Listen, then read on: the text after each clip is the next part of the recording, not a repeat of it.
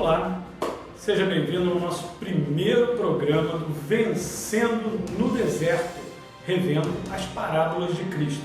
A nossa primeira parábola vai estar no Evangelho de Lucas, onde nós vamos conhecer a parábola dos dois devedores. Fica comigo, está começando o primeiro Vencendo no Deserto.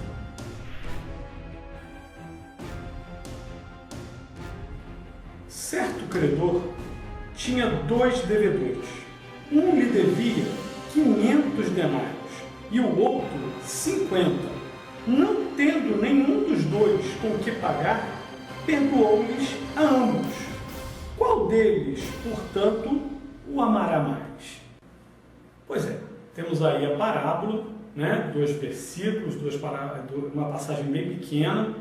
Eu escolhi até essa parábola para a gente estar começando esse trabalho, porque alguns historiadores apontam que essa teria sido a primeira parábola proferida por Jesus nos Evangelhos. E como é a proposta desse programa, vamos tentar contextualizá-la. É uma coisa muito importante em qualquer das parábolas, lembrando que as parábolas elas representam cerca de 1/3 de tudo que o Senhor Jesus ensinou, tudo que o Senhor Jesus falou. Então, se você pega essa parábola e extrai ela do seu contexto, você corre um sério risco de acabar dando uma interpretação equívoca ou não aproveitando a totalidade do ensino que está nela. Então, vamos lá. Essa parábola está no Evangelho de Lucas, no capítulo 7. O capítulo 7 de Lucas é um capítulo marcante, muitas das vezes a gente vai a ele por outros motivos, outras passagens.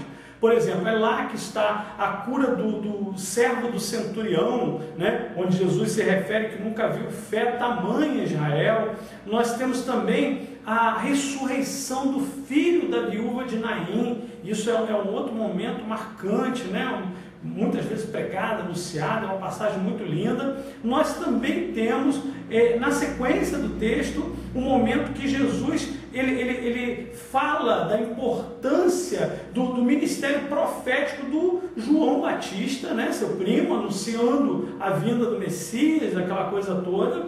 E é importante a gente entender isso tudo, porque, por exemplo, o momento que Jesus está proferindo essa parábola, ele está na casa de Simão, o fariseu. Esse Simão, ele convida Jesus a ir à sua casa, muito provavelmente após Jesus ter ministrado dentro de alguma das sinagogas da cidade de Naim, na Galileia, aonde Jesus está naquele momento.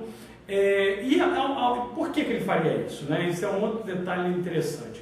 É bom lembrar que convidar o preletor era tido como um motivo de muito orgulho, de muita honra, E vamos ser honestos, até já é quase conhecimento comum, mesmo quem não tem muito estudo de teologia, mas sabe que os fariseus, eram uma ordem, vamos chamar assim, dentro da cultura judaica, onde eles davam uma suma importância, não somente à lei, mas principalmente às tradições orais ou hábitos culturais que aquele povo havia desenvolvido ao longo dos tempos, e eram reconhecidos e muitas das vezes foram chamados de hipócritas até mesmo pelo Senhor Jesus, porque eram dados à aparência, ao valor das aparências. E é legal a gente entender que então quando Jesus vem a proferir essa parábola, ele está ceando na presença desse Simão e de outros convidados. Dentro de uma visão panorâmica da cultura judaica, muito provavelmente essa ceia estava acontecendo na varanda da casa do Simão, que era feito dessa forma, era colocada uma mesa baixa, onde em uma ponta da mesa ficava o anfitrião, na outra ponta da mesa ficava o convidado de honra, e para facilitar até mesmo o acesso dos demais, se fosse para cumprimentar, fosse para ouvir, se ele viesse a proferir alguma coisa. E Simão não dá entendimento na sequência do texto que via Jesus como Jesus, o Messias. Ele simplesmente leva ele para casa por ter pregado, né, anunciado ali dentro da sinagoga. Era uma pessoa já naquele momento, a gente está falando aí já no final do 2º ano de ministério de Jesus, então ele já tinha uma certa notoriedade. Então, quando ele está à mesa ali com Simão, obviamente fica claro que ele estava, Simão estava tentando mostrar-se para a comunidade. Você fica entendendo também a postura de Simão através do momento que o Senhor Jesus percebe o seu pensamento, onde, num dado momento, uma pecadora, uma mulher pecadora, como diz o texto, adentra e ela se joga aos pés do Senhor Jesus, lava seus pés com lágrimas, beija-os, seca com seus cabelos e ainda o unge, com bálsamo os seus pés. Nesse momento, Simão ali conjectura em pensamento: se ele fosse profeta mesmo, ele não ia deixar essa mulher tocar nele, de tão pecadora que ela é. Vamos entender também um pouquinho essa questão. Alguma tradição, e aí eu não quero entrar muito no mérito, católicos e protestantes, mas a tradição católica aponta como se essa mulher fosse Maria Madalena.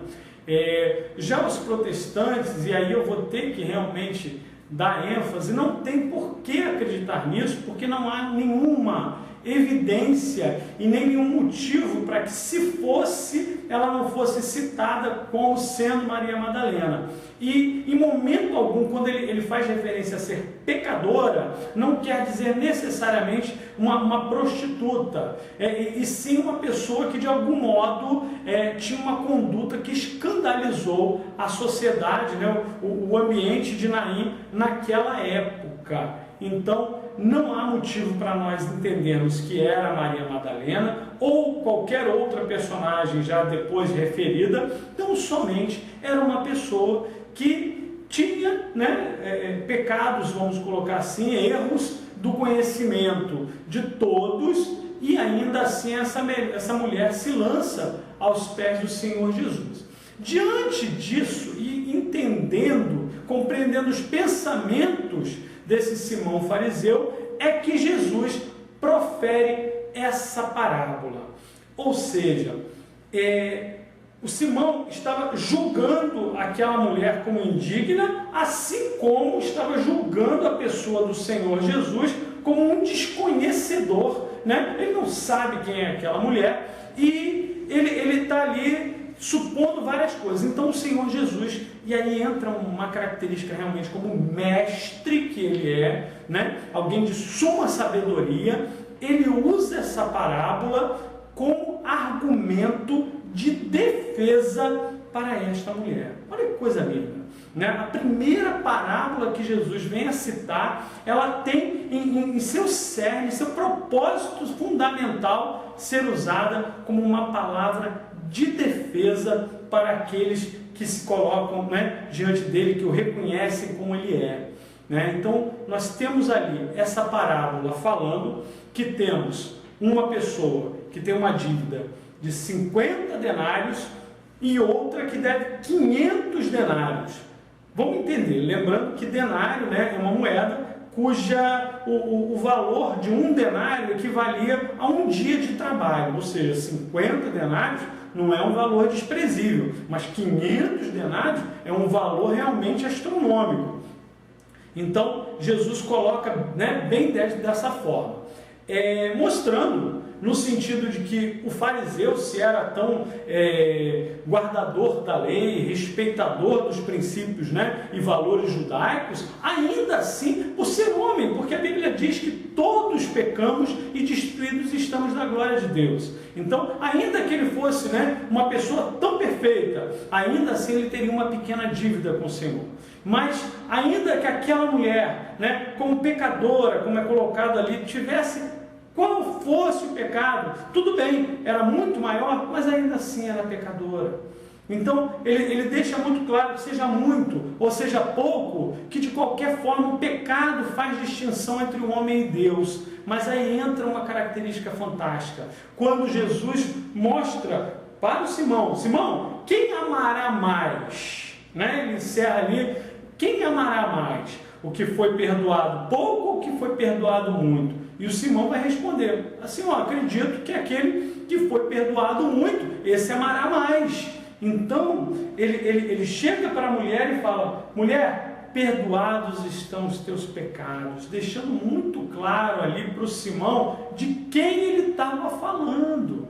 Ficou muito óbvio para o Simão ali, né, de quem ele estava falando. Mas Jesus ainda vai explicar, né? Ele não fica só nessa parábola, ele vai ter todo um texto, aí eu recomendo você até a estar lendo, lembrando que essa passagem está ali no capítulo 7, do versículo 36 ao 50, né? E ali Jesus vai explicar, né, que quando ele entrou, ele não foi beijado, ou seja, não recebeu o ósculo santo, como era costume, tradição judaica de se fazer com um convidado do seu lar, não foi oferecido a ele água para lavar os seus pés, né? Ele não teve unguento, unção, né? Não foi oferecida para que ele pudesse se perfumar, mas tudo isso, aquela mulher, né, aquela pecadora, aquela indigna, como Simão tinha em mente, né, ela fez tudo isso que aquele homem não fez.